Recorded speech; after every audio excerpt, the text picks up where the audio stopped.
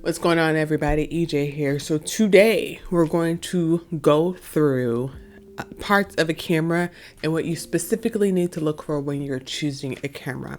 This is the first in the series.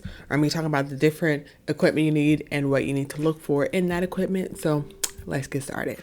Okay, so a question I'm always asked is, what camera do I need? Beside knowing how much money you want to spend, there are a couple of things that you need to look at when you're choosing what camera you want to buy. You need to look at the megapixels, the autofocus system, if it has the viewfinder, and a couple other things. So let's just get into it so this video is not very long. Okay, so the first thing, or probably one of the first things you're gonna see when you're picking a camera, is the megapixels. So in the kit that I put together for the $450 videography, photography startup set, where I picked a camera and a light and a bunch of other things, I had picked let me make sure I get the right one, the Canon EOS Rebel T7. It is the bundle with the 18 to 55 millimeter lens, which we'll talk about in a second, but the Canon EOS Rebel T7. I picked this camera not only because the price is reasonable. This one's $400 on Amazon, and this is actually $400 with the lens. I just want to confirm. Yes. With the 18 to 55 millimeter lens, you get the camera, body, and the lens for $400. Not bad.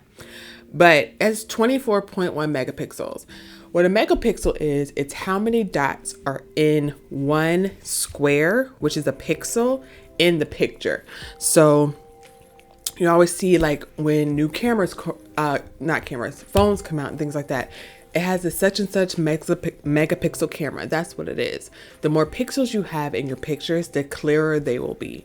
Of course, you have to deal with focusing and things like that, but we're taking for granted that it's focused. So with it being focused, the more megapixels you have in one pixel means the more focused, the clearer your picture will be.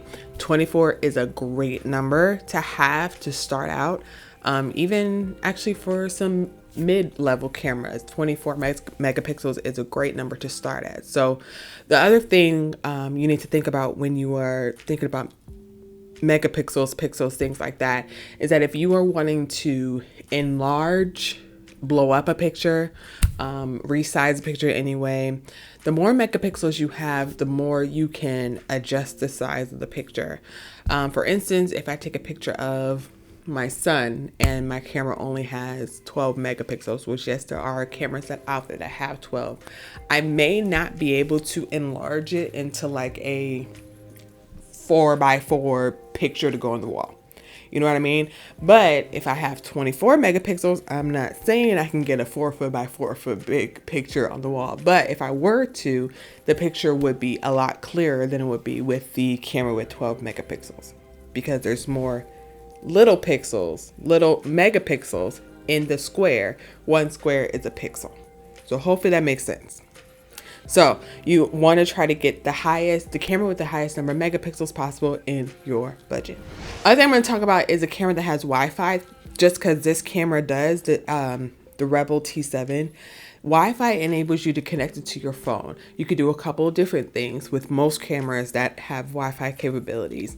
You can send your pictures and videos from your camera to your phone without, the middleman being a computer. I'm doing this because my computer's over here, and I just realized you can't see it. But because I'm actually using my phone actually to control my camera through Wi-Fi, which is another reason why I picked the T7, because Wi-Fi comes in very handy. So instead of having a display, an external display, like, actually I have one.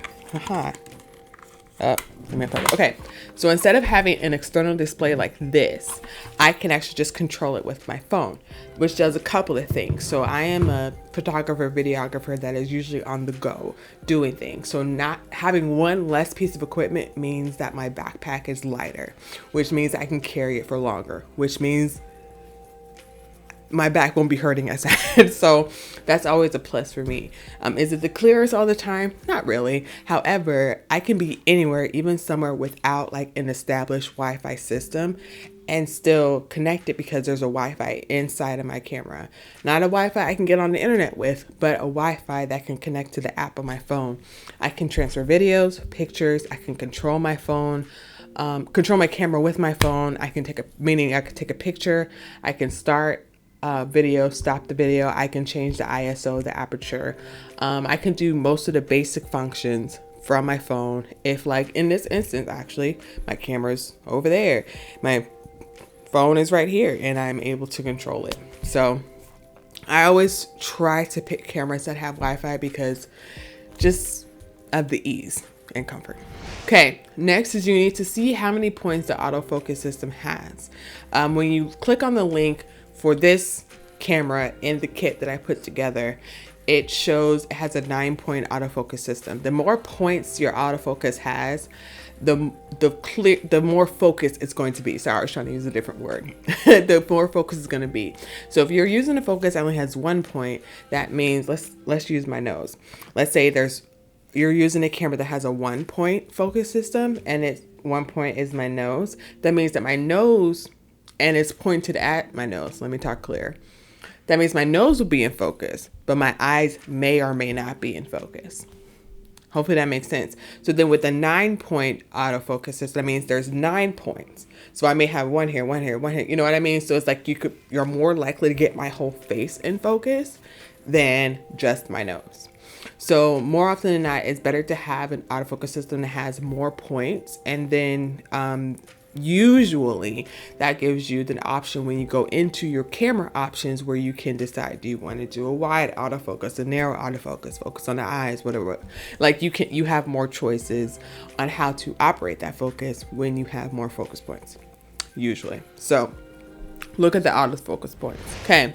Viewfinder LCD. You want to try to get a camera with an LCD that articulates, so it can swing out and it can turn up and down. Now the camera I'm currently using is a Sony A7 III. I absolutely love this camera, but the viewfinder does not articulate, which means it does not come out. So if I'm recording myself, I'm not able to see myself. I have to use either an external monitor like this or my phone. I have to see myself. The Canon T7 that I put in the kit, it has an articulating screen. So it comes out to the side of the camera.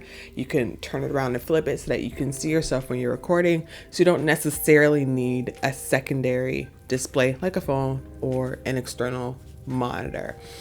Do you still want one? Probably, because if you're filming yourself and you're kind of a distance away, you may not be able to see the fine details, like are you actually all the way in focus, or are you just partially in focus where it's still kind of blurry. Those type of things you can see more clearer on a secondary monitor like a phone or a monitor, but still articulating LCD screen is really, really handy. Also, if you like doing vlogs, again, really, really handy to make sure you're on the go. So make sure that you are, in focus and in the frame, pretty much. So yeah, I think one of the last things you need to make sure you pay attention to, again, there are so many things that you could pay attention to. One of the last things I'm going to talk about is how much it weighs. Why is this important? Because if you're doing something like vlogging, you want to get a light camera. That is because most lenses, they got some weight on them. So if you get a heavy body camera and then add it with a heavy lens, that's going to be harder to vlog with. And let's say you're not a vlogger and you just want to make videos for YouTube or IGTV or Facebook or whatever, you need to make sure you know the weight of your camera body, because the weight of your camera body plus the weight of your lens, it may be more than the particular tripod that you have can hold. Because yes, tripods have weight limits. So I would make sure you know what weight your camera body is. Also, more than likely, the weight of your lens is also available wherever you buy your lens. I would say maybe the exception is eBay. It's not listed like right there. However, you can take the model number and then go on Amazon or go on Google and say, search how much it weighs, how much does such and such lens weigh, and you'll find out. But as far as it being listed right there, if you get equipment off of Amazon or B&H or wherever, it will be listed right there. So I would make sure you know how much it weighs. Okay, that's it. That's it. So if you've ever wanted to know what are the things you need to look for as far as the specifics of a camera that you need to look for when you're picking a camera other than how much it is, that's what you need to do. And I will see y'all next time. Bye.